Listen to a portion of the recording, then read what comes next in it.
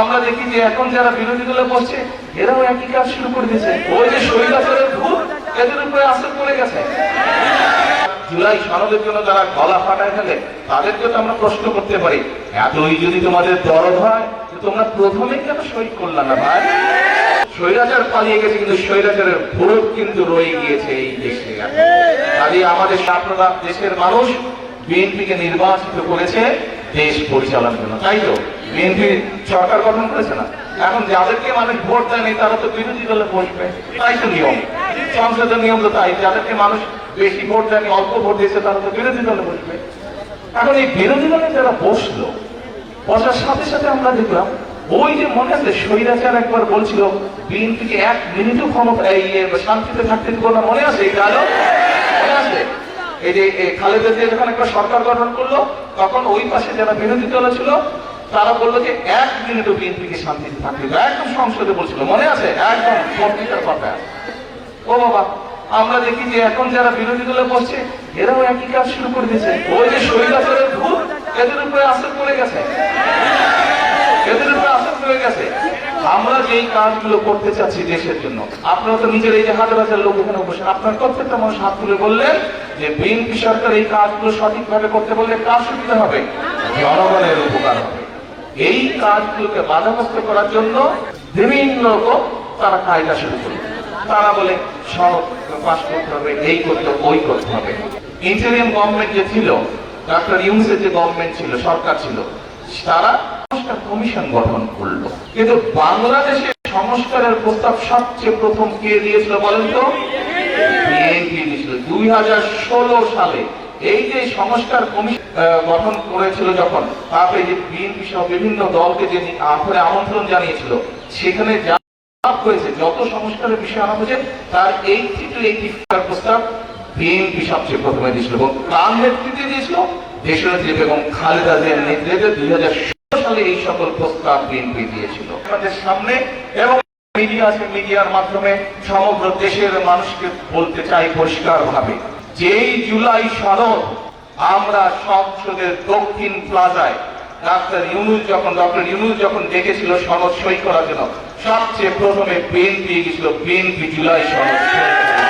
যেই জুলাই সনদ বিএনপি সই করে এসেছে, সেই জুলাই সনদের প্রত্যেকটি অক্ষর, প্রত্যেকটি শব্দ, প্রত্যেকটি লাইন ইনশাআল্লাহ আমরা বাস্তবায়ন করব। বাংলাদেশের জনগণ বিএনপিকে দায়িত্ব দিয়েছে দেশ পরিচালনা করার জন্য।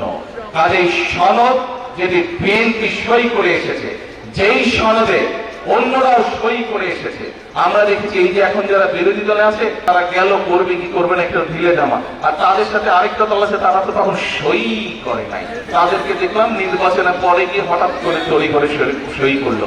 তো ভাই, সবচেয়ে প্রথমে তো এই জুলাই সনদে কে সই করেছে? যারা নির্বাচনের পরে গিয়ে সই করলো, কিন্তু জুলাই আন্দোলনে যারা জুলাই সনদের জন্য যারা গলা ফাটায় ফেলে তাদেরকে তো আমরা প্রশ্ন করতে পারি, এতই যদি তোমাদের দরদ হয় তোমরা প্রথমে কেন সই করলা না ভাই? বিএনপি ইনশাআল্লাহ যেই জুলাই সনদে সকল রাজনৈতিক দল সই করেছে, বিএনপি যেই জুলাই সনদে সই করেছে, যেই জুলাই সনদ সংসদের দক্ষিণ প্লাজায় অনুষ্ঠিত হয়েছিল, অনুষ্ঠান করে যেই জুলাই সনদে সকল রাজনৈতিক দল সই করেছে, সেই জুলাই সনদ ইনশাআল্লাহ বিএনপি বাস্তবায়ন করবে। এর কোনো নজর নেই।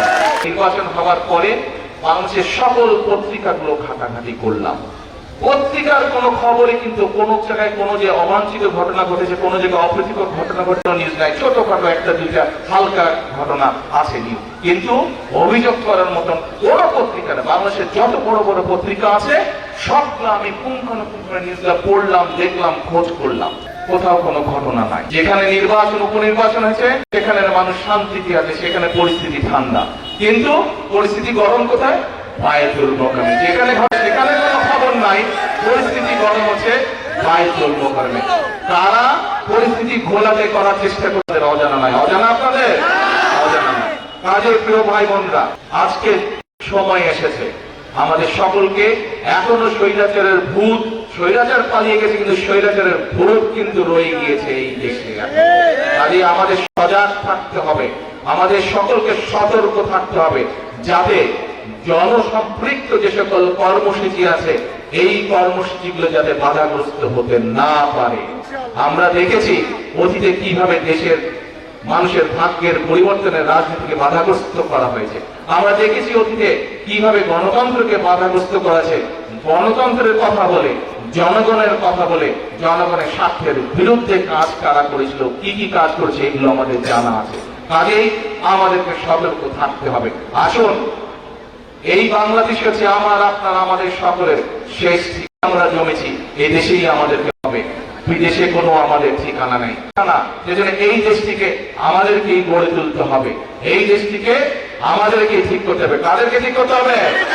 জনগণকে সাথে নিয়ে, সকলকে একসাথে নিয়ে আমরাই এই দেশকে ইনশাআল্লাহ গড়ে তুলবো।